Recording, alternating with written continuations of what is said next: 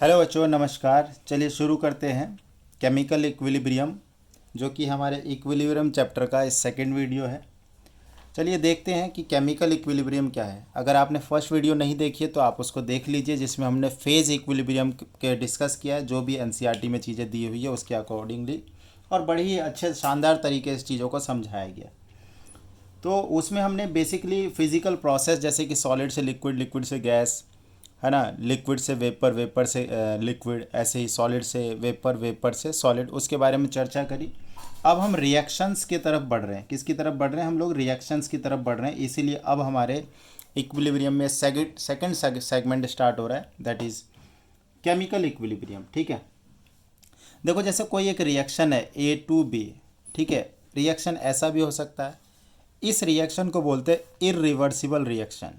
Irreversible reaction जो कि एक ही डायरेक्शन में हो रहा है, सिर्फ इधर, ठीक है, इसको बोला गया इरिवर्सिबल रिएक्शन।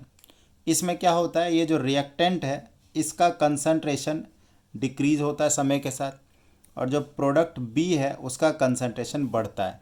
ये स्क्वायर ब्रैकेट में कंसंट्रेशन है नॉर्मल इस तरीके का। लेकिन जो केमिकल इक्विलिब्रियम, जैसे मैं अगर इसको ऐसे लिख दूं, ए गिव्स बी, इसमें जो कंसंट्रेशन ऑफ ए जो है, change in concentration of a, ये कांस्टेंट रहने वाला है, और change in concentration of b, ये भी आपका क्या रहने वाला है? कांस्टेंट। कहने का मतलब ये है कि अगर ये डबल हेडेड एरो लगा हुआ है, या फिर यूं कहे कि अगर केमिकल इक्विलिब्रियम अटेन हुई है, इसका मतलब जो कंसंट्रेशन है रिएक्टेंट और प्रोडक्ट का, वो चेंज नहीं हो रहा है। देखो इसको मैं ग्राफिकली तीन तरीके से रिप्रेजेंट कर सकता हूँ।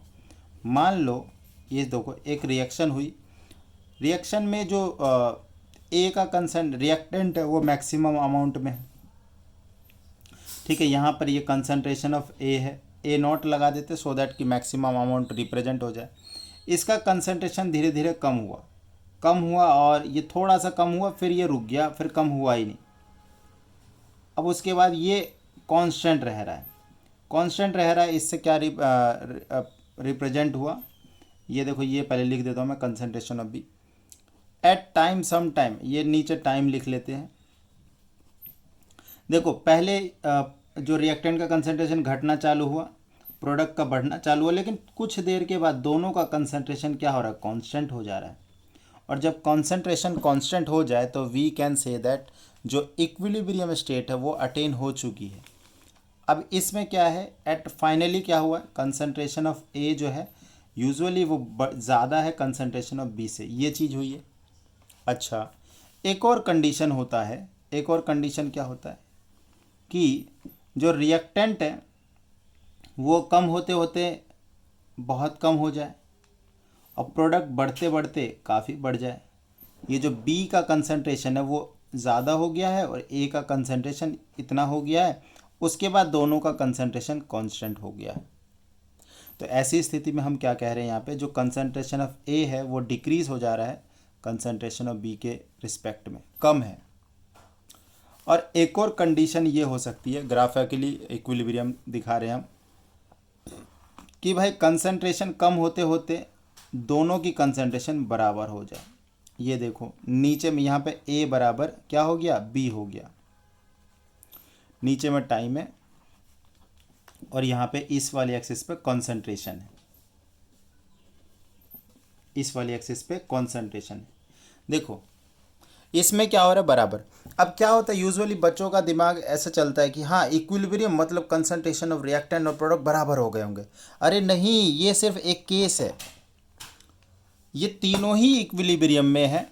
यहाँ पर क्या है, जो कंसंट्रेशन ऑफ रिएक्टेंट वो ज़्यादा है कंसंट्रेशन ऑफ प्रोडक्ट से, यहाँ पे कंसंट्रेशन ऑफ रिएक्टेंट कम है कंसंट्रेशन ऑफ प्रोडक्ट से, और यहाँ पे दोनों के कंसंट्रेशन बराबर है। तो इक्विलिब्रियम क्या है? इक्विलिब्रियम वो स्टेज है रिएक्शन की जहाँ पर रिएक्टेंट और प्रोडक्ट का कंसंट्रेशन चेंज नहीं होता है।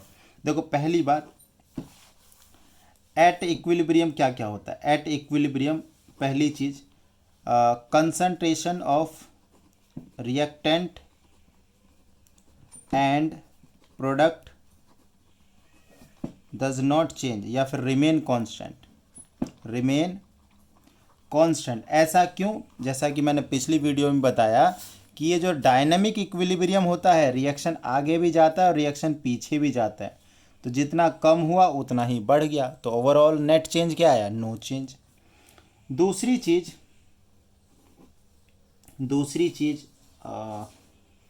एक सेकेंड बच्चों,